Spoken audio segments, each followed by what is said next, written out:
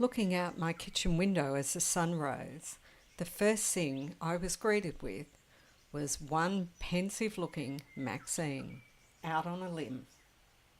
Looking to the forest red gum beside the house, instead of Bullet, who I expected to find, it's Jordan. Notice that big scent gland on his chest? Seems like he was just settling in.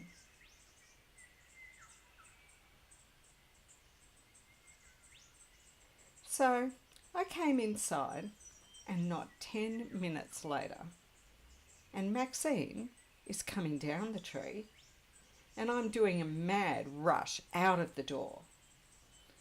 Off she scampers and up a tree on the northern edge of Bloodwood Gully. I turn 180 degrees after I finish filming this bit of her, and Jordan is watching as the rising sun shines in on him. I turn around to just complete doing a 360 and wait on. Bullet does his best, I'm holding still and I'm camouflage, right? Trick. Where did you come from?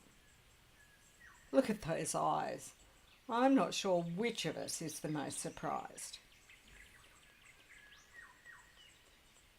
So I turn my back and move away a little to film Jordan, and then do a sneaky turn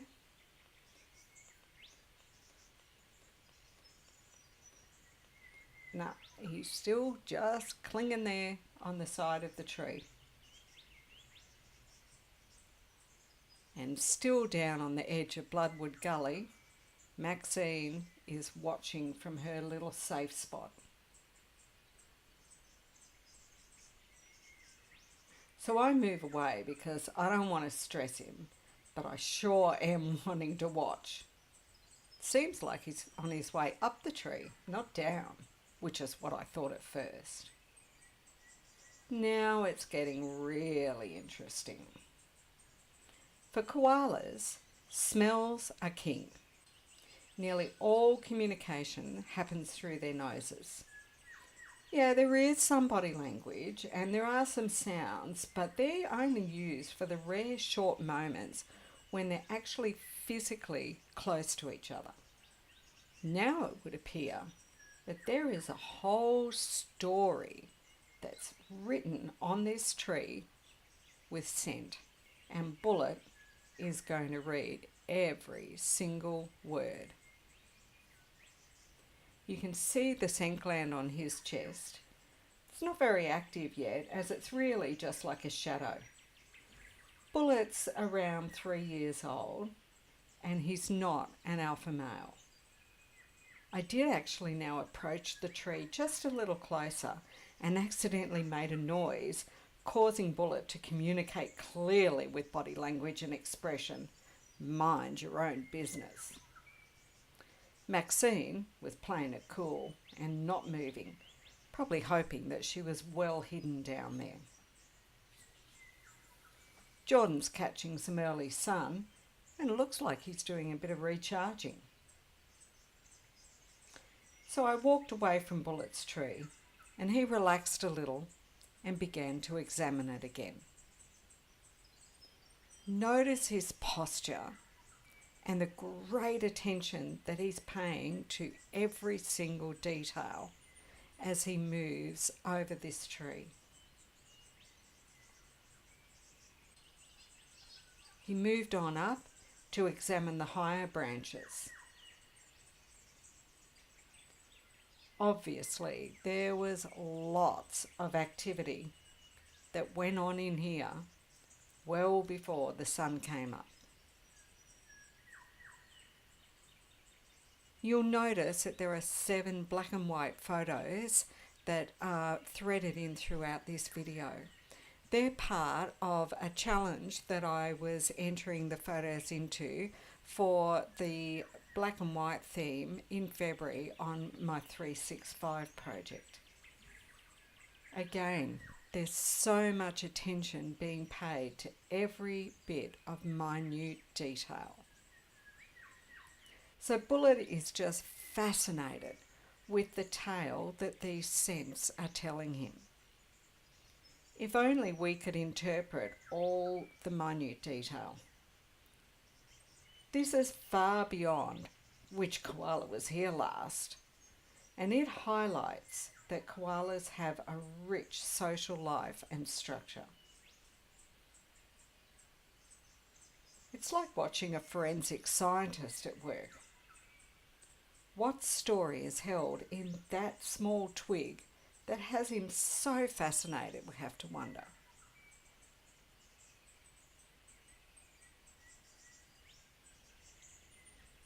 Meanwhile, while all of this is going on, Jordan appears to be totally oblivious to Bullet's activities. He's looking the other way. 40 minutes later, and finally he had all the gossip, and down he came, and onto my quad bike path, and right down into the thick of Bloodwood Gully. We certainly don't often see koalas walking on the ground. They do look rather ungainly, but they can move surprisingly quickly when they have to. But being on the ground is when they are at their most vulnerable. Immediately, Jordan is up and watching. What to do?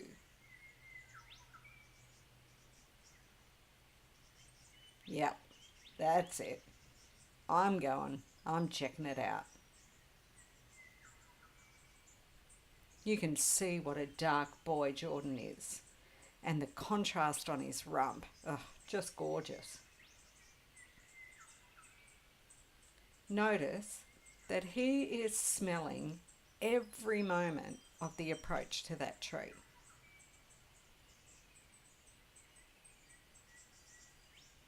However their brains work, there are a lot of things being compared and considered as he checks all of these smells. Now watch closely. There. He's rubbing his scent gland, that sticky, active, oily gland, on the tree trunk. Rubbing that gland is leaving a whole new chapter of the story on top of what was already written before. Notice that we did not see that behaviour from Bullet. Jordan is an alpha, and he's not just reading stories, he's writing them loud and clear. The sticky oil has a really musky male koala smell. It contains pheromones which possibly act on the female estrus cycle in a similar way to how a goat's gland does, but it does not bring on ovulation. You can see that he constantly positions himself to be able to rub that scent gland over the top of everything. He's being very methodical in the way he's investigating, especially compared to how Bullet moved through the tree.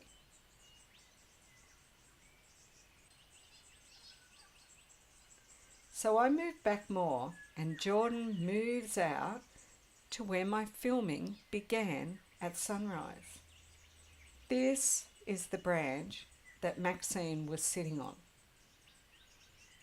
Once again, very careful attention to detail. Jordan is examining now the story that Maxine left behind. Bullet examined more closely the story Jordan left behind, and Jordan overwrote any trace that Bullet left on the main trunk.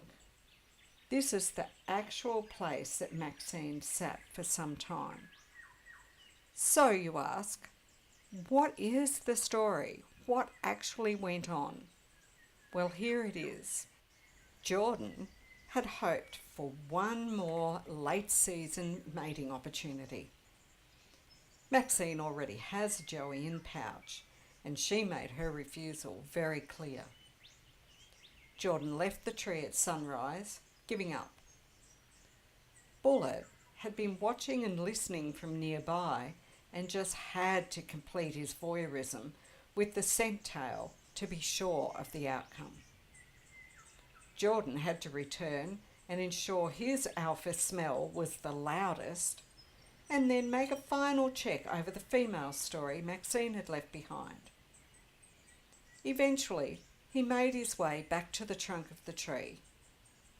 Maxine, she didn't move. She stayed down at the edge of the gully where she was, while Bullet really went off and into hiding. When I came back in the late afternoon, I found that Jordan had moved into the shade of a bloodwood next to the big red gum. Maxine had only moved down into the shade a bit, but was still in the same bloodwood tree, and Bullet was hiding deep in the depths of Bloodwood Gully. And so you have the unfolding of a wild and free koala tale. This is something that few Australians ever get to see. So I hope that you enjoyed Walking the Line, a Koala Gardens production.